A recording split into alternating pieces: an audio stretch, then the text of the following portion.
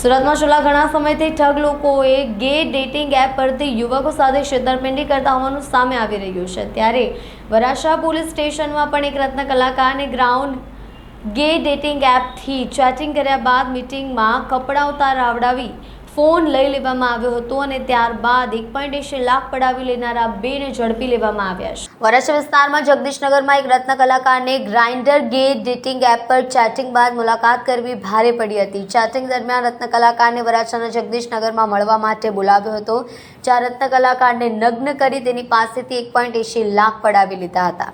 રત્ન કલાકારનો mobile phone પણ ઝૂંટવી 1,80,000 Google pay મારફતે અલગ અલગ બેંક એકાઉન્ટમાં જમા કરાવડાવ્યા હતા। રત્ન કલાકારે વરાછા પોલીસ મથકમાં ફરિયાદ નોંધાવી હતી। ફરિયાદને આધારે પોલીસે મયુર પરમાર અને રોહિત વંશને ઝડપી પાડ્યા હતા। બંને આરોપીઓ પાસેથી 80,000 કબજે કરવામાં આવ્યા હતા, જ્યારે બાકીના રૂપિયા આરોપીઓએ ખર્ચી નાખ્યા હોવાનું કહ્યું હતું। આરોપીઓએ અગાઉ કેટલા લોકોને શિકાર બનાવ્યા છે તે અંગેની પણ તપાસ હાથ ધરવામાં આવી છે।